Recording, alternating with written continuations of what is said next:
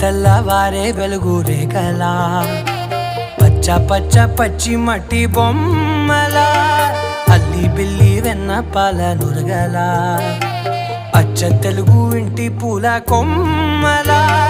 దేవదేవుడే పంపగా ఇలా దేవతే మా ఇంట అడుగే పెట్టెనంట బ్రహ్మ కళ్ళలో కాంతులే